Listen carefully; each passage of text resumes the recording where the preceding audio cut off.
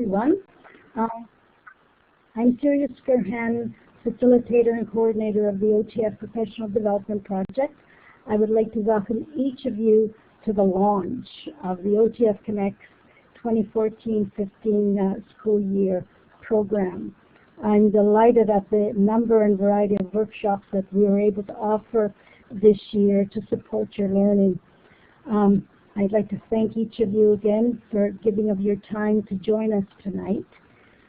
It's my pleasure to welcome Christina Jonjeski, who will be facilitating tonight's webinar on Google Drive.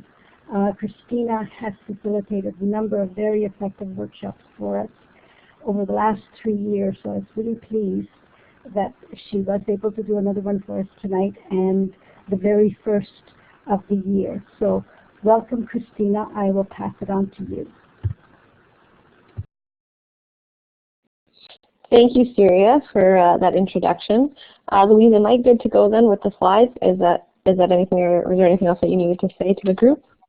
Nope, I think we should be all good to go, folks. Okay, thank you everyone for joining me tonight. This is an extension of what I've done before, so I don't know if anyone here, maybe we can use our polling tool. Okay, so if anyone has been to the Google or get in the driver's seat with Google Drive presentation, if you can give a thumbs up, we can try using our polling tool, or not a polling tool, but maybe, yeah, we can use our green check mark.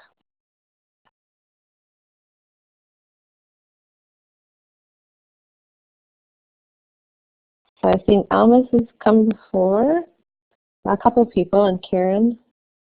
If you're not sure where that is, it's using the check mark box. You can either use a green check mark for yes or the red X for no. And I can kind of get an idea of where people are at.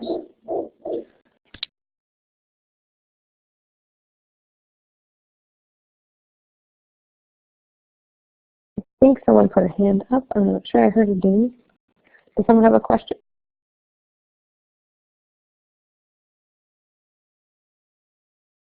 Go ahead, Catherine.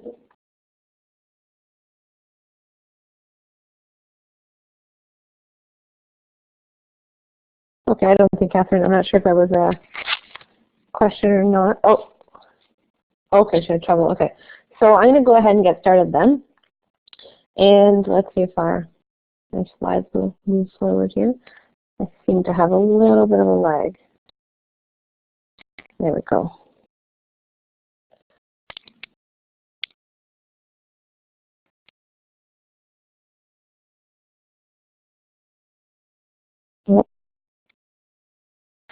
Christina, I'm wondering if you're experiencing a lag that we're not. So I'm looking at the what you'll walk away with slide. It just came up for me, so I seem to be having a bit of a freeze moment. Okay.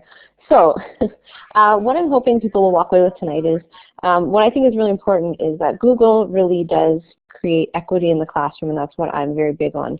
And this is why I'd like to talk about using Google Drive and its host of tools, because I know that our students are coming from all different areas and that they don't all have access to the same equipment or the same tools or maybe the same computer time. So no matter where they're at, whether they're going to the public library to use the computer, if they have devices at home, or they're just using their time at school, they really have a chance to make impressive products using Google's tools, which are all free. And I'm coming from a school that's not a Google school. We are not set up with Google accounts, so I have to do this one by one. Some people here may be Google schools, which is fantastic. So the way I'm looking at this is coming at it from very bare bones kind of, what can you do when your school is even not a Google school? And there's just so much that can be done with Google, and this is why I love talking about it. So tonight, hopefully you'll walk away with some tools that promote equity, tools that really do engage students, because you can use them in so many different ways. And really, as teachers, we want to save time while we're trying to get our students engaged. And so I'm hoping too that you'll see that these can also get your students collaborating.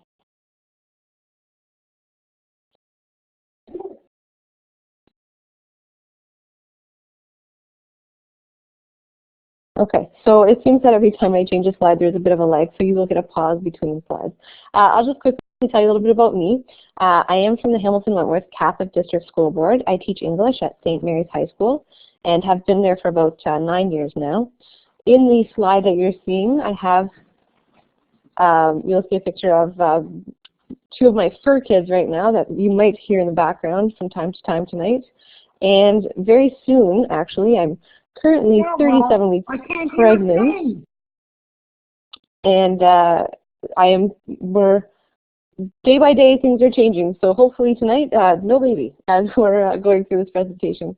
At the top corner of the screen, you'll see Huxley, one of my dogs, who is a therapy dog, whom I absolutely love. So when I'm not into technology and teaching, I'm hanging out with the puppies and, of course, my lovely husband. So I'm going to try to flip to the next slide here and see what happens.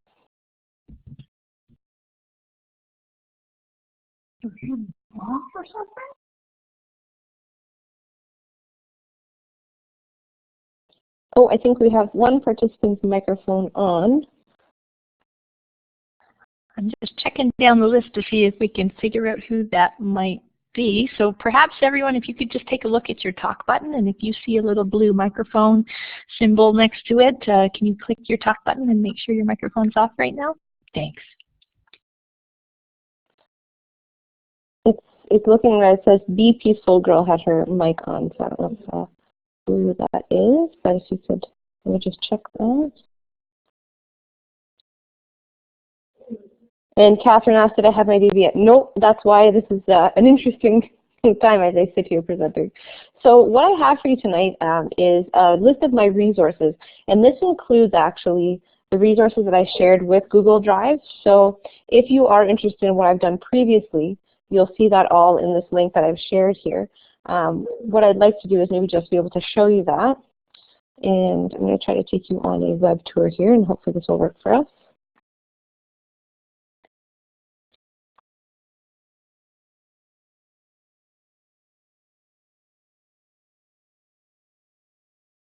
So what you're seeing is my actual slideshow itself.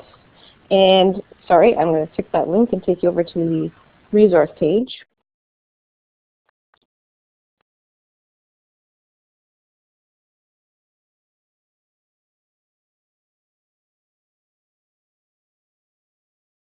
So hopefully you're able to see this here. Everyone, if you could give me just a thumbs up or a green check mark to see that you can see my current view of the web, that'll be good for us getting started and going forward. Karen has a question, I think, or maybe that was a check, I'm not sure.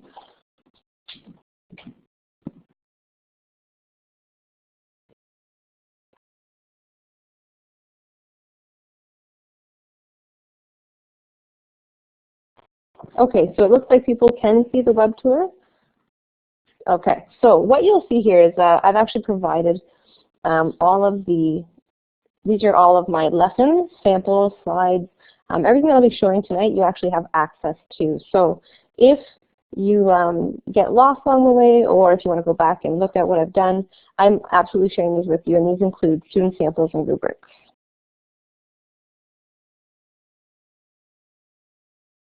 And I'll drop that link into the chat as well in case anyone gets lost along the way.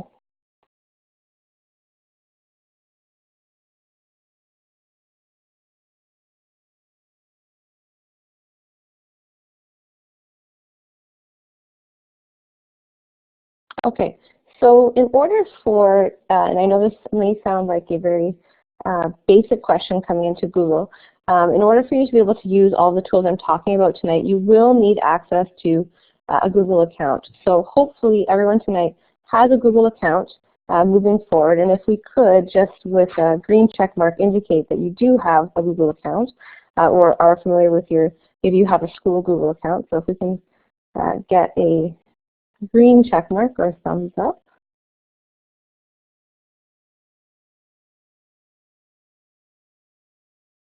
All right, excellent. So we're all on board. Wonderful. I'm going to move right along. And again, my slides seem to be freezing. Oh, there we go. So what I like to say is Google.com is home base because this is where you're going to access your drive and, of course, all the tools that we'll be talking about tonight. So I'm sure that some of this will be a review for you.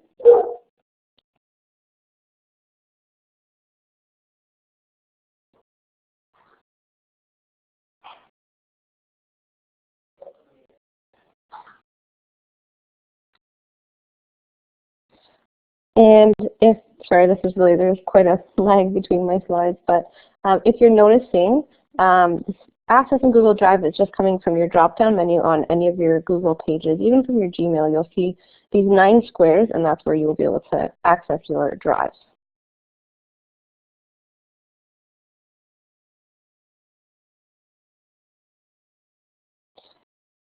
So this is what your home screen will look like. I'm just going to flip through this because I'm guessing most people are familiar with this. If you have any questions along the way, please let me know.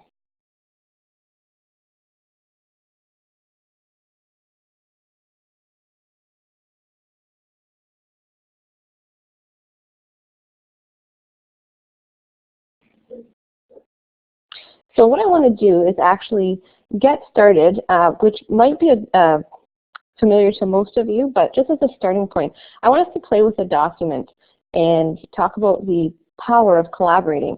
Maybe some of you know this, but this will be able to show us just how powerful this tool is. I like to use Google Docs with my students all the time for a variety of reasons, whether it's test reviews, if we're coming up with brainstorming. There are endless possibilities for using a doc that is online and is always constantly saved and updated. There's no risk of losing your work or having students lose the work. I like to replace chart paper with using Google Docs because often our chart paper gets tossed to a corner and we never look at it again. But when we have a Google Doc, a review can be looked up and shared and be useful not just for test time, but to show what we've done by the end of the year.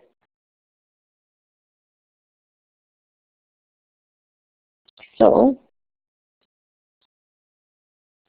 what I'd like you to do is, in a separate browser window, if you visit the link bit.ly/tuneup-test, you'll be able to give this a try and fill in the doc with the information that I've asked for.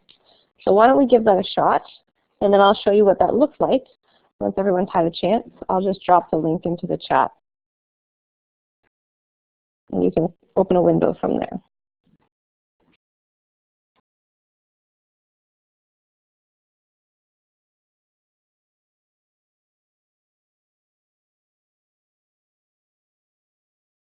So hopefully everyone right now is in a separate window in their browser. I should say too that, of course, when we're using Google, we want to be using Chrome because, of course, Google tools play best with Chrome, which is part of Google, of course. So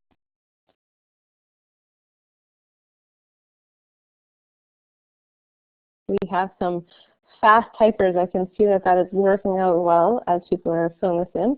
I'm going to try to go to a web tour and see how this works for us so we can kind of get an idea of how this looks.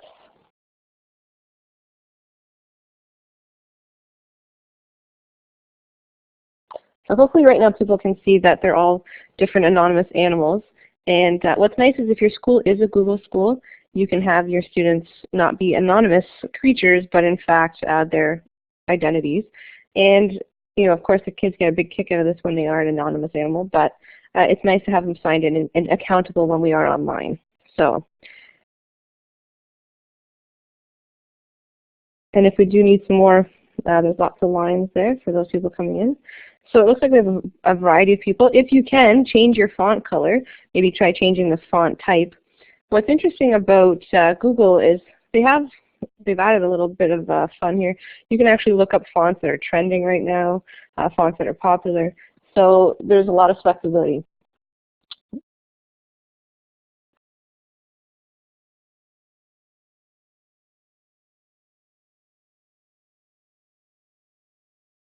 If you've finished, I'm just going to ask a polling question. As you can see from my view, I'm hoping that everyone is filling it in and changing it up. How many people use the collaboration feature of Google in their own classrooms with their students? So if you do, if you can just indicate with a green check mark if people have used Google Docs to collaborate.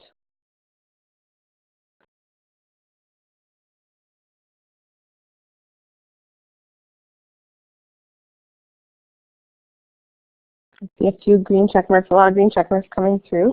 Does anyone want to share? Maybe if you want to grab the mic or type into the check mark. Oh, and Catherine, the check mark is just above the chat bar. You'll see the box with it's a box and there's a check mark in it. You just drop down to yes or no in the little drop down menu.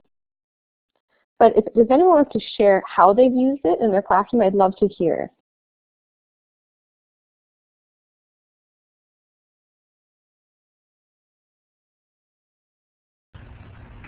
I hope I can just jump in like this.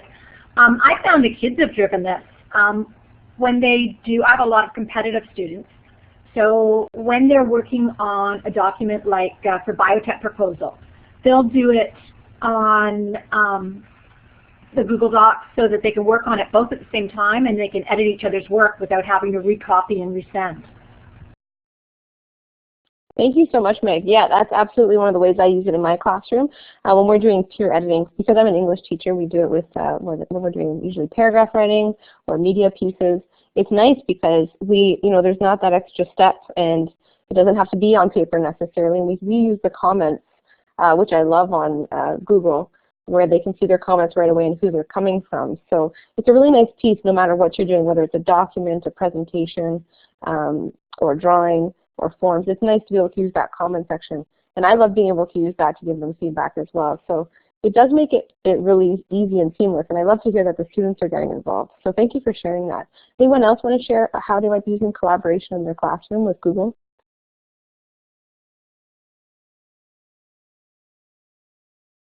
If people aren't sure about how to do this, I will be talking about how to share this link in just a moment and how you can share your Google Docs in order to collaborate. I think that's the biggest piece with this, is the fact that we can share this and have students either just view it or collaborate together.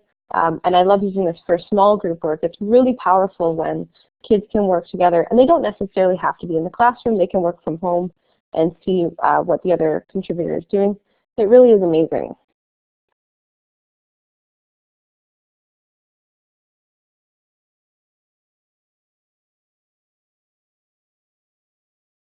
So I don't know that I need to necessarily go through how to set up a Google Doc because it looks like everyone seems pretty comfortable with using the tools, and you're able to jump in, change fonts, and all of that.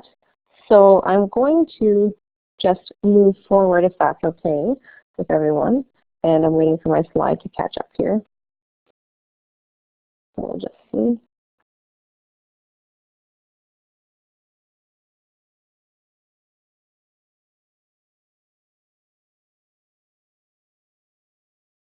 And so just some basics. Changing the title, I'm just going to skip ahead, would be easy. But what I want to talk about is inserting images and a few new features that are really neat about Google Docs. So I'll take you back to our web tour for a moment.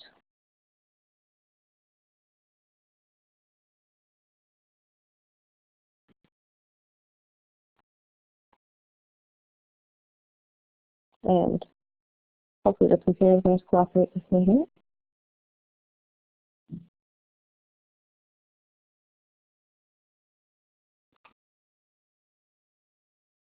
So here we are. Now hopefully everyone can see. I see that people are still typing perhaps into our document. But I'm just going to click on Insert, and hopefully everyone can see this. So if you can just indicate with a check mark that your screen kind of matches up with mine, so that moving forward I can show you this, that you should see a drop-down menu now. Can we just get a check mark from the participants? That would be wonderful.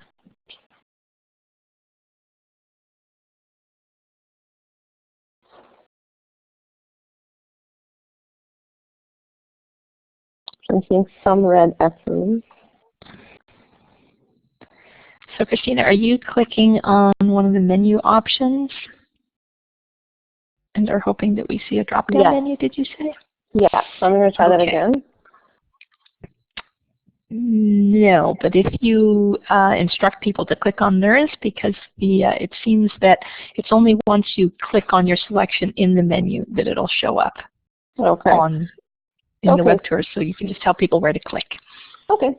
So if you're looking at my window right now and it says OTF Test Drive, you'll see that if you click on Insert and then in the drop-down menu click on Image, hopefully people can see this, we have a few options now.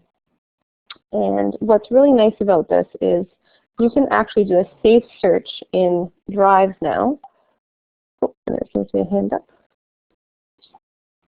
That's my hand, Christina. So Okay. when I hovered over my insert menu, image is grayed out. Are you able to assign permissions as to which types of features are available on a shared document?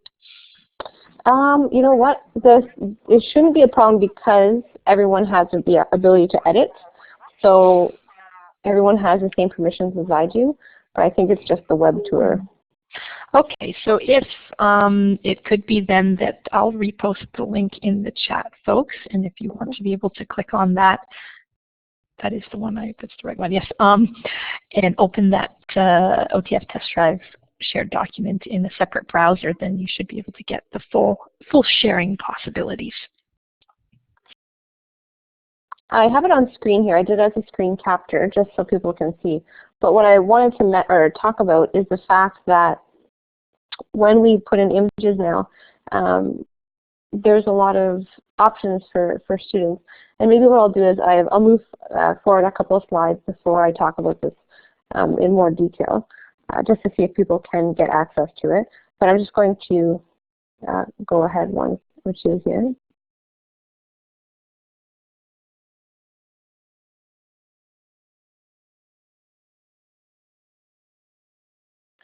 I don't know if anyone noticed, and this is, I know it seems like a simple thing, but something I love to do for my students, especially when I'm using these tools online. I wouldn't suggest printing in color like this, but something that works for a lot of different students, and depending on, you know, sometimes this is just a good feature to get their attention with. You can simply change the color of the background of your page by clicking on File and Page Setup, and it, for some reason, has worked well with a lot of my students. It seems to be an attention grabber and a focus. It just brings in focus. I don't know why, but I just like to share this little tip. It's a very, you know, easy tip, but something that students actually gravitate to, and it seems to grab their attention more than if I was just doing it as a white background. But this is only when I'm talking about using it as an online tool. I would not necessarily, obviously, print out in color like this. But it's just a really neat little thing that you can do to capture the student's attention. For some reason, they type more when I change the color of the page. I don't know. The other thing I like to do is, and I've talked about this before, is make the handouts collaborative by putting them online. So I could take, you know, and so many of us already have lessons that we've done, you know, in Word, and you know, they're just a standard handout. But when you put it online, for some reason, I get a lot more output from students than when it's just on paper. And what's nice is we can go back and look at the answers and work together, whether it's in small groups or as a class, or if they're just doing it by themselves online. They like to be able to have control and type rather than handwrite. I seem to get a lot more output in that case. Christina, Mataya's got a question there about whether or not all the students need to have an email address that she is aware of in order to share a doc. And I know you've got a couple of options there depending on how you want to use it. So I think the question is, do they have to have an email account in order to type or in order to share a doc? It's about the sharing. Do all the students need to have given her their email address in order to share the document with them? No, so what I do is, actually, Mattia, I take my link, because not all the time are we set up right away at the beginning of the year or if a new student comes in. So all I'm doing is I create the document, I shorten the link, and I share out that link with students.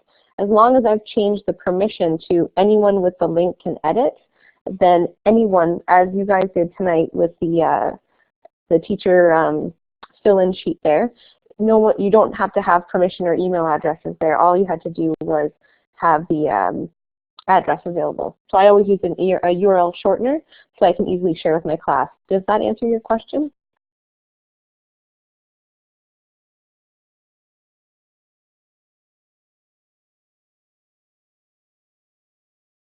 I'm not sure if that was, hopefully that was sufficient. So I use bit.ly, which just takes your web address and shortens it. Google also has one, and I'll talk about that in just a little bit. So we can get back to that in just a few slides. So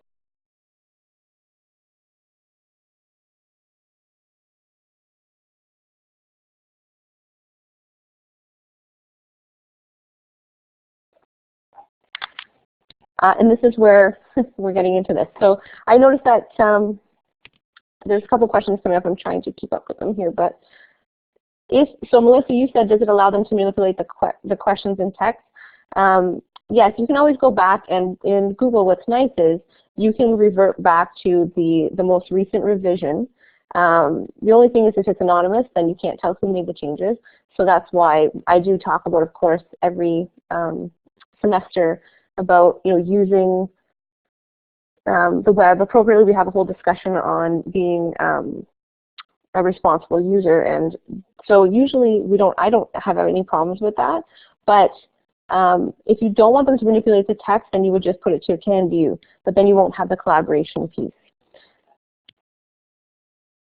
So if they have their own account and they're signed in, then you are actually in a better place because you can see who's made the edits.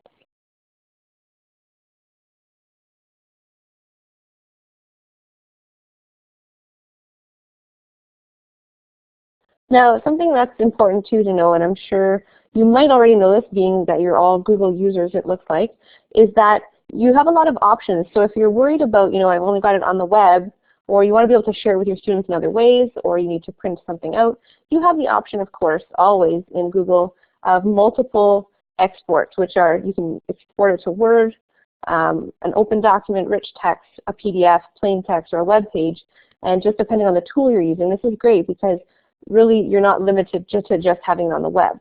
So if you need to download it or save it, you have that option.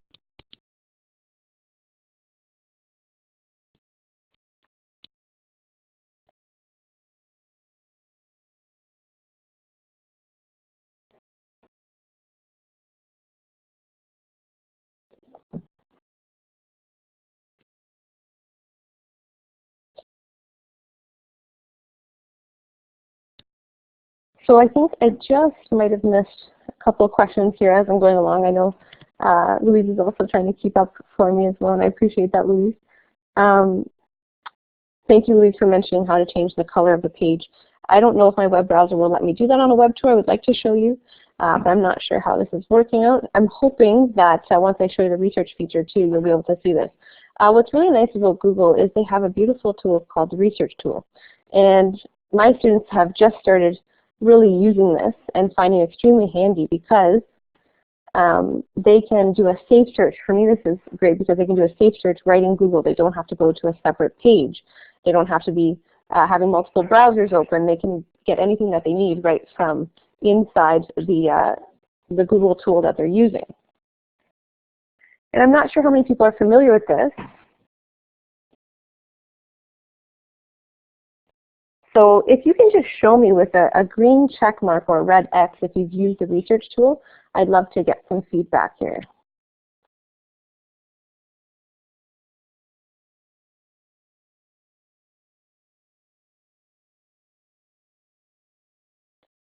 So it's looking like, as I'm scrolling down here, mixed between yeses and nos. I think more nos than yeses.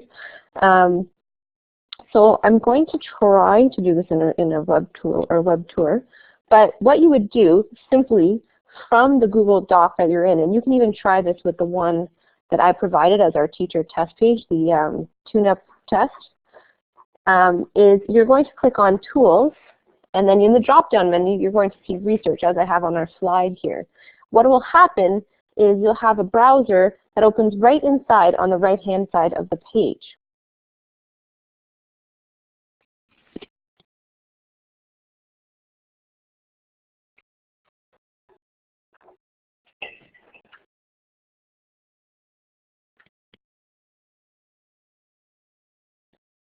So I've got the view up here of what it would look like.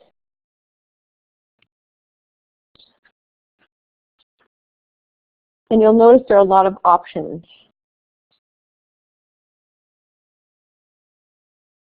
So why I think this is wonderful is that really, and these are just some of the things that I've thought of and why my students like it, is it's safe. You get access to copyright-free images, so you're not worried about where these images are coming from, can they use them. It actually provides citations, which is fantastic. And there are lots of search options. You can actually get them to narrow down right from inside whatever they're working on. And it can go all the way from the very general Google search to Google Scholar, the dictionary, really you can narrow it down and they can get a better search, which I think students find difficult so many times. They don't know how to search. And it's intuitive in that it will also the words will pop up right into it as you scroll over them. So I think this is great in terms of talking about, assistive technology. A lot of students don't like to be seen using something, different if they need help with something, but this allows them to do it right inside their browser.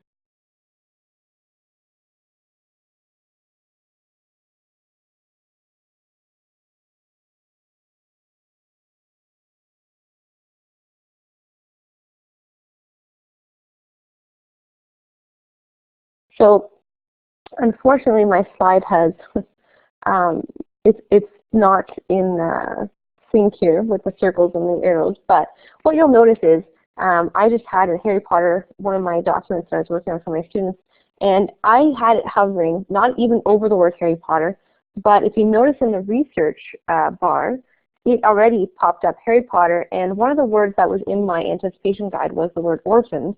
And you'll notice on the right-hand side that the definition of orphan pops up. So really, this is really powerful when students are doing their work online.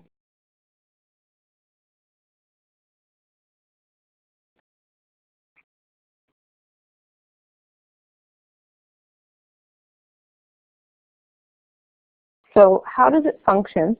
I'm going to try to take you on a tour. If this doesn't work for you, then I'd ask that you try it out on your own by going to our bit.ly document or any Google Doc that you already have or have created. So we will give this a try.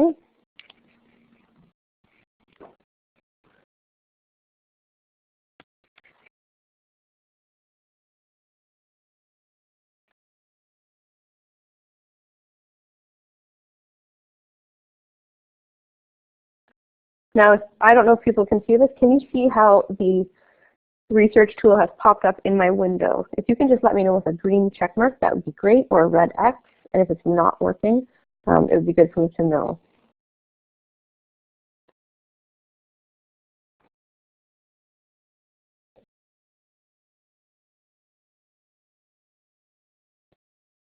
It looks like for, I think, some people that can see it and some people can't.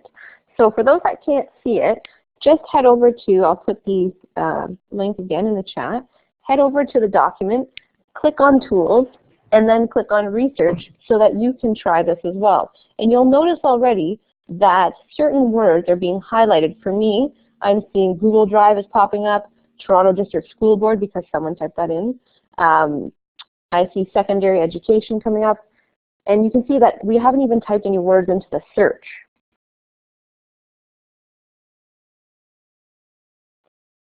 So I'm going to have to just talk you through this, I guess, as we're doing this, because I'd like you to be able to try this. If people could be in that window, you'll notice in your search that there's a little G with the drop-down menu, and this is how you can narrow down your search from searching everything on Google to something very specific like images. And if your students were doing this, they could just click on it and insert it into their document, and it would be copyright free, and it would be cited. So you would be able to click on that image and go right to the website where it came from. So it's automatic and it's intuitive.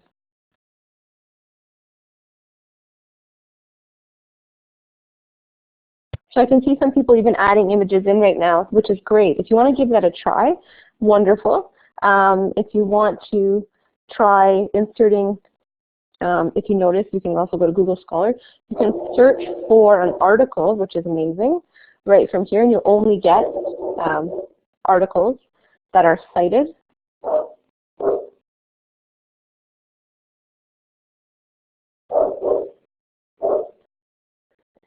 And Teresa said, sorry about the rock. No problem, Teresa. I love that you're trying it. It doesn't matter. This is a place to play. So go ahead and put whatever you want on here. This is a chance for us to try it out, and I really want people, or I encourage people to do that. So go ahead and use the search tool. I see someone's even put in a link. Well, what happens is, if you notice, there's a footer now because of that image that that went to the rocks.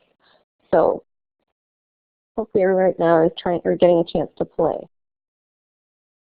if you've had a chance to try the research tool, can you please come back with a green check mark, and then I'll know that we can move forward from there.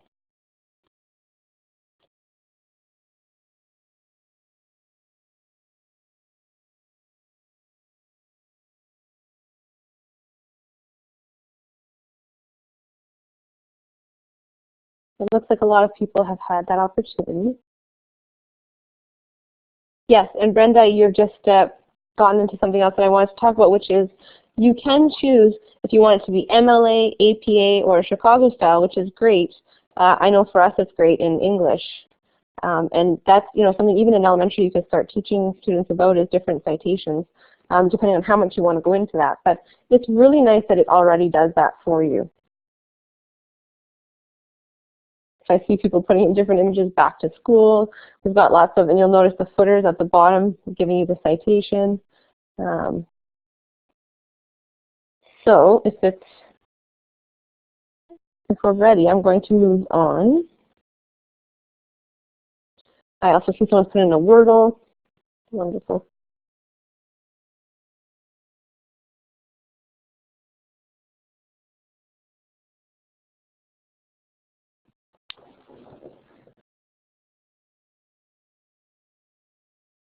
And Louise, it looks like I just got a message from a participant, Sharon, who is trying to get on, and I'm not sure if she's having trouble. I don't know if there's any way that you can help with that, but just giving you a heads up there.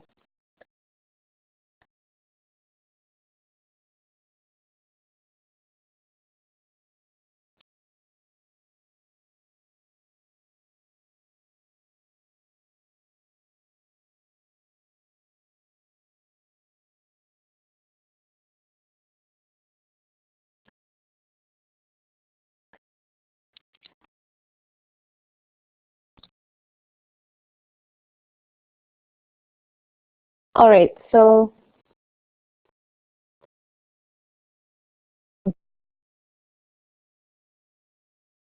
all right. It looks like we've got a little bit of lag.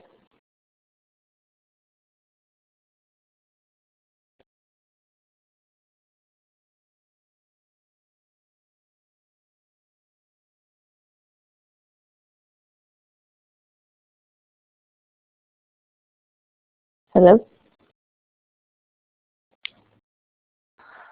I can hear you, Christina. We're good. It just seems, on my end, I see a frozen symbol, so it doesn't look like I'm talking. So there we go. I'm just wondering if I could get another indication of people using forms. So if we could either do a green check mark for you've used Google Forms or red if you have not, that would be wonderful. And I'd like to talk about how wonderful this tool really is. So if you can give me a green check mark if you've used Google Forms, or red X if you have no idea what I'm talking about.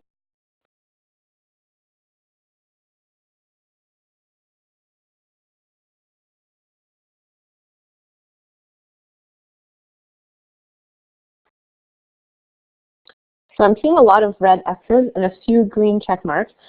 Is there anyone who'd like to share what they've done with Google Forms?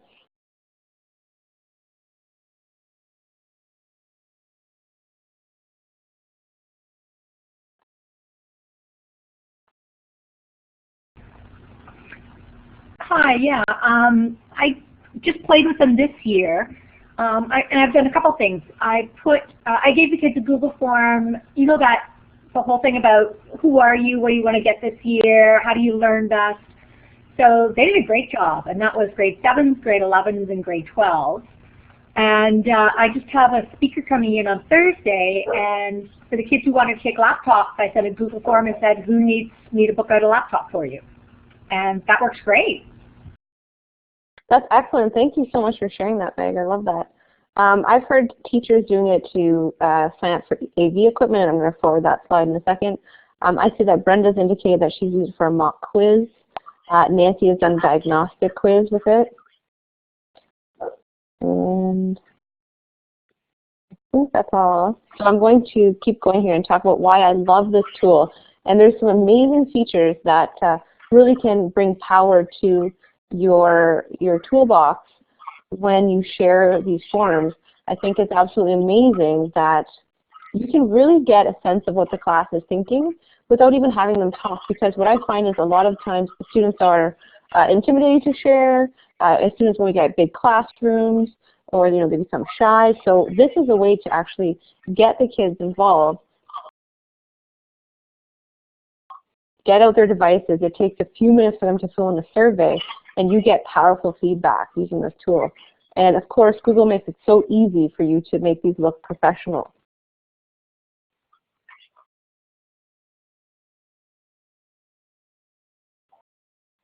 Oh, I think someone has a hand up. Let's check.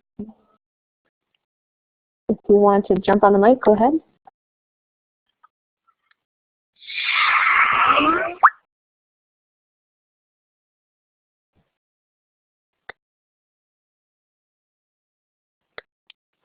Oh, and Melissa's asked, okay, the questions are in the chat. So is there a template?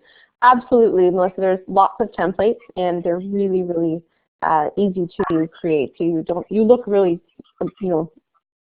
amazing, but you don't actually have to do the creating with the templates.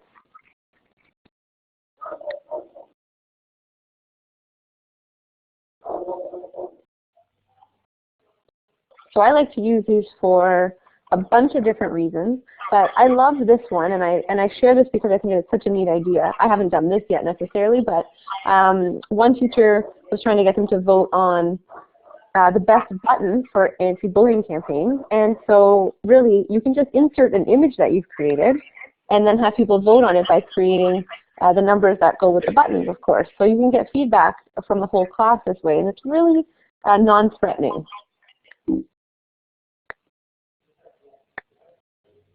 So I'm going to show you what that looks like.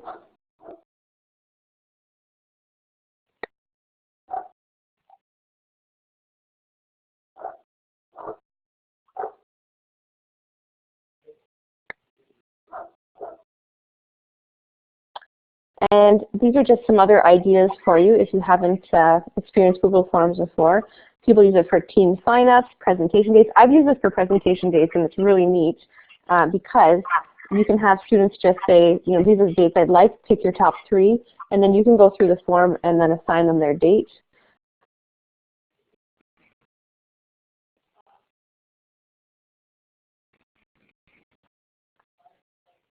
And I found this on the web and I really liked it. She had, this teacher had a lot of great ideas for how you could use it. So if you want to just take a look at some of the options she had.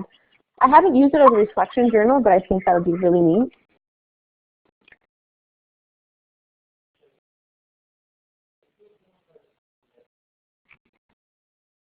And I see that Karen said she used forms for JK to 2, grade 2 for International Dot Day to look at. That's really neat at Candice's art. Very cool.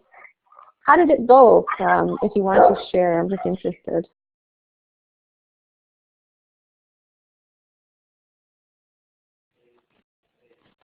It's Karen. It went really well. The grade 2s helped the JKs type it in, but I used a QR code, and all they did with their iPads is scan the QR code, took them straight to the Google form, and off they went. And they looked at painting, so art appreciation. They identified shapes and colors. And they were right engaged with the task. I think that's amazing. You had this as such a young group, and yet they were doing something so powerful. So to create this,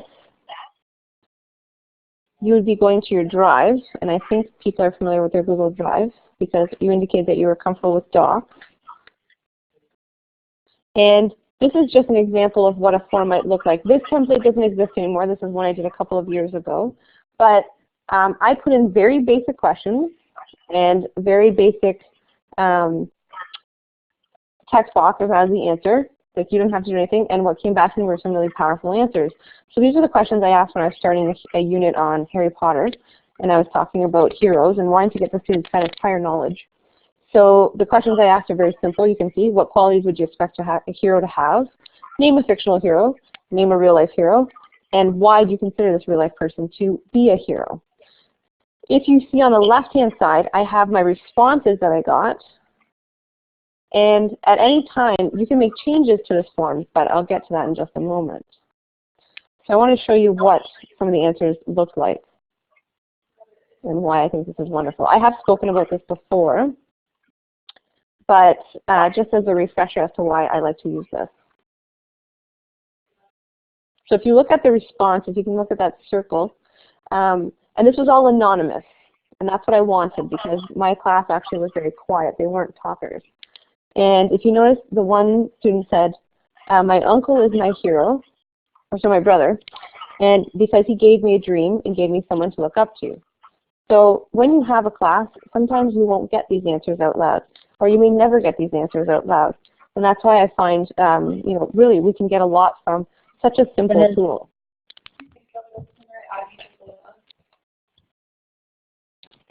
I lifted my folders and you guys. You're in the light. Okay. Go that way. Oh, I think Catherine has her mic on. Like that way. And oh yeah, I saw this.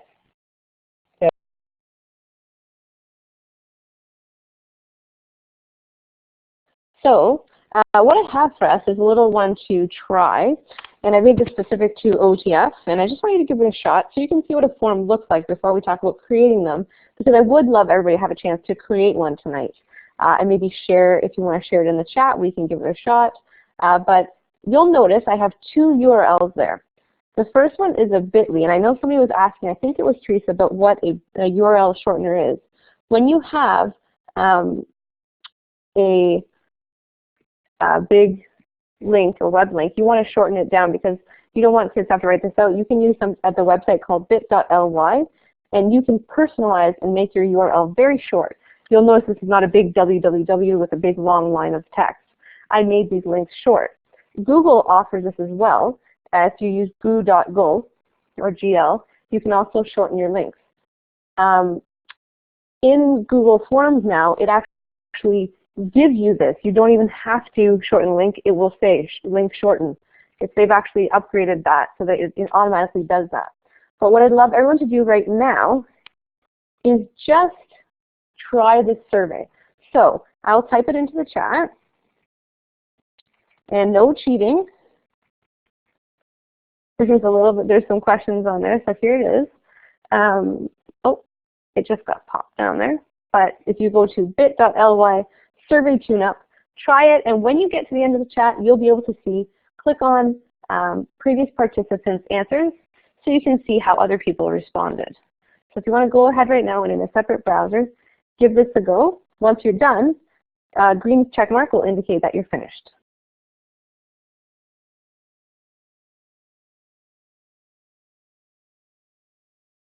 I see Lisa's answered the question there. Yes, Melissa, if you want them to have their name, you have to ask them to indicate their name. I don't often, when I'm using this as a prior knowledge kind of tool, I only ask them to do that if I'm doing it for a quiz or if I'm tracking the student. I don't ask for their name unless I need it for whatever we're doing. So hopefully that answers your question. It won't show you who submitted a form. It's anonymous when you create a form.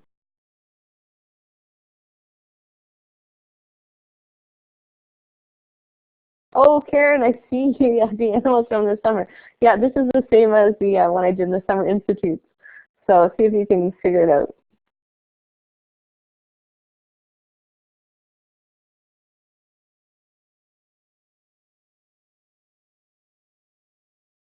So Melissa, what I do is, if I'm doing it as a quiz, they have to put their name in.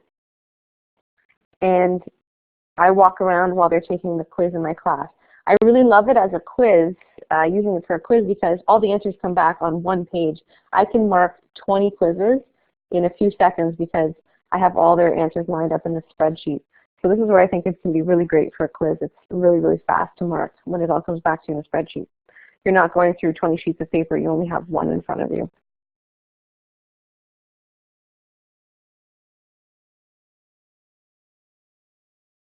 And when you answer the questions, you can make it a mandatory question. If you notice in my form, while you guys are filling this out, there are stars beside the questions because I've made them mandatory. If you don't answer them, you can't finish the quiz. Once you get to the end of the quiz, you'll notice there's a quick TED Talk. If you want to watch that, you can, because I wanted to talk about how we can embed video into our surveys.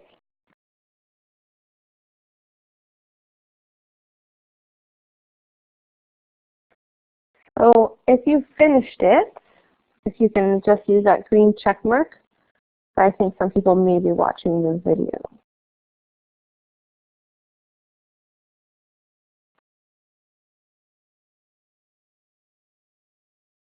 I see that 12 people have completed the survey.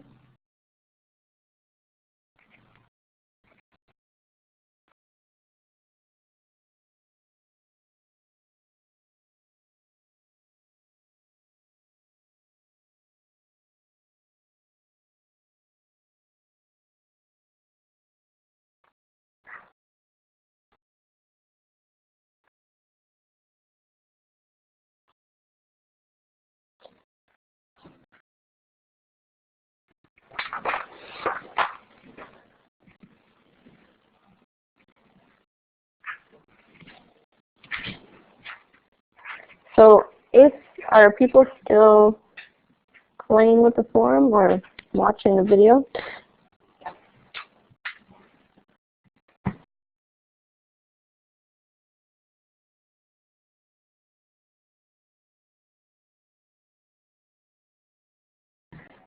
So if everyone could come back, hopefully, I love that video. If you get a chance to watch it, it is inspiring, and I hope that that's something you can take with you when you try something new tonight.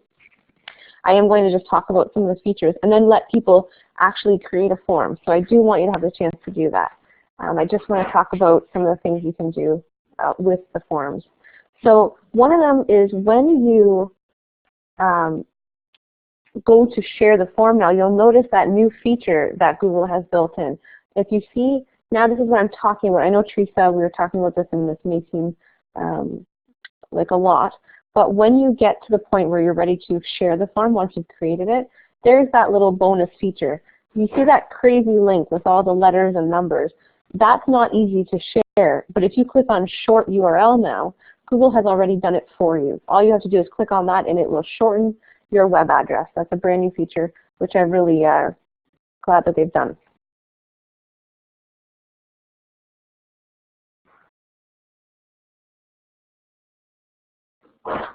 Now, the web tour doesn't seem to be letting me show you the data, but did people get a chance to see, once they were done, the pie charts and how many people answered the questions? If you can give a check mark, just to indicate that you were able to see the previous responses to the survey.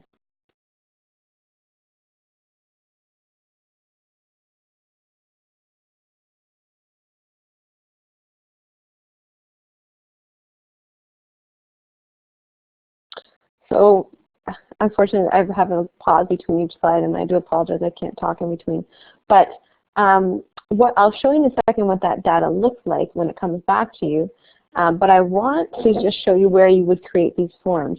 When you go to your Drive and you click on Create Form, you'll have lots of options for different question types.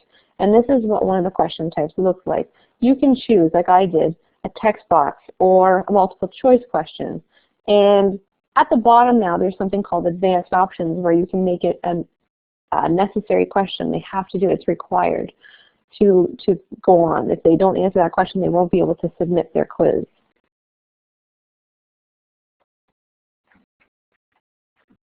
This is what you would see once you complete the survey that I gave you. You can actually, and this is why I use this, I like to use it as a prior knowledge starter. I can have a discussion with the class, and they're always interested to see how did they answer, or how did the rest of the class answer. And you'll see it in both pie charts and in bar graphs and in text boxes.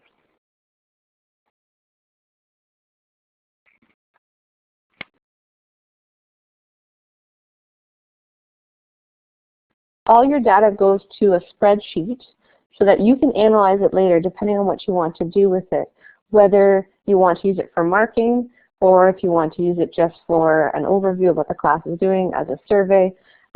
You could use this for bake sales. It doesn't matter what it is, really. You could get a lot of feedback using these forms. So if people would like to, and our game, I'm going to try Web Tour again. and take you into my drive here. So I can show you what this looks like. If you have your Google Drive up and running, you want to be in there so that you can create a Google form tonight.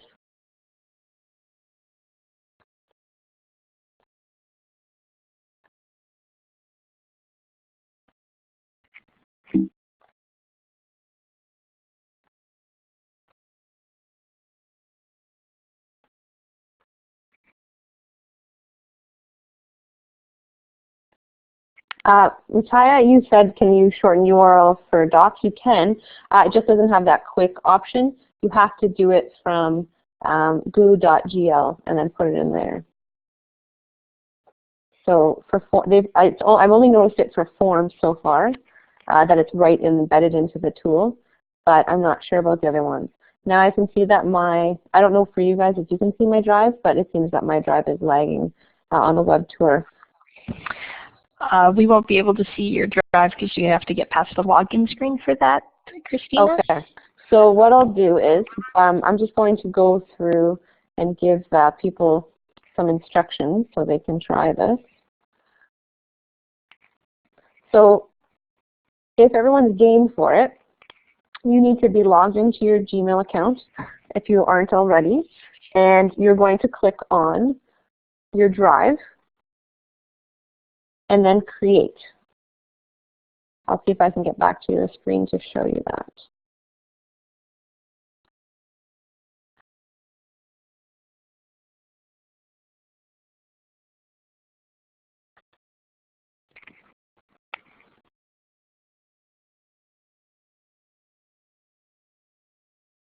So if you can see this was the screen I showed you previously, but it's got the drop-down menu there.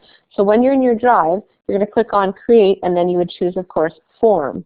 So if you'd like to jump in now and try creating a form, and I'll give everybody a few minutes to actually play and try creating maybe a form with one question. That will then just give us a nice starting point. And if you'd like to share what you've created and have us try your form out, you can pop the link into the chat when you're ready to share it. You'll notice that there's a nice new feature, which is add video. And that's why you're able to watch the TED Talk from my little sample there.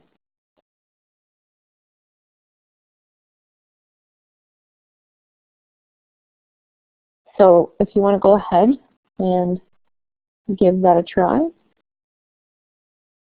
you can create a form.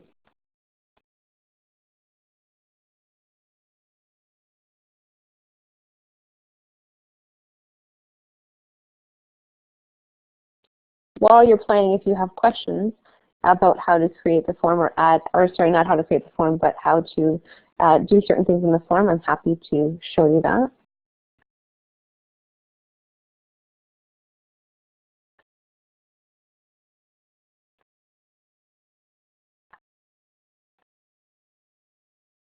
I'll try again with the web tour from my form, just so you can see the different features of the form. And I'm not sure if you'll be able to see it or not, but I will give it a shot.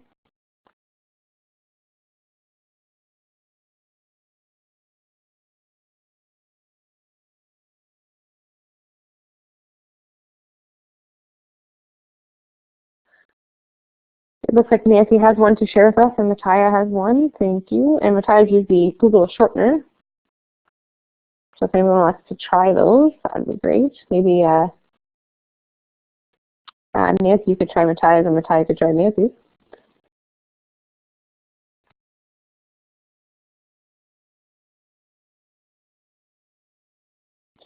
And if you are able to see my my web browsing right now, you'll see me adding an item to my form.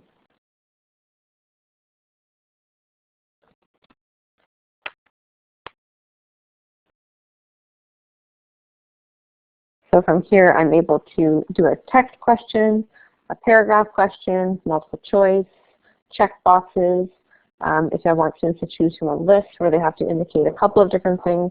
The really neat one is using date and time, because this is where you could have people sign up for something. If you needed them to sign up for a presentation time or an appointment time, I think this might be really neat for parent-teacher interviews. That might be an item. You could maybe use these for parent-teacher interview sign-up. If you know that parents can't get into to give you a time, they could send in the form.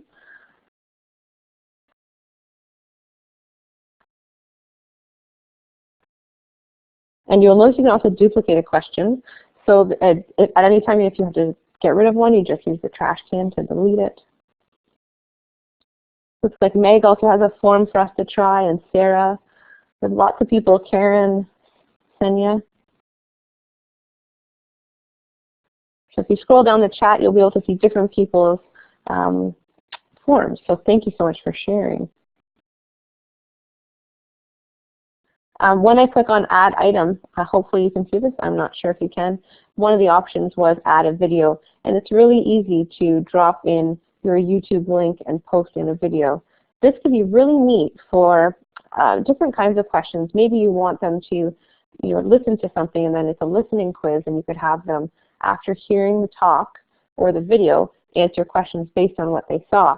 And everyone then has access to this, no matter where they are. You could do this quiz or questionnaire and provide the video for them to watch.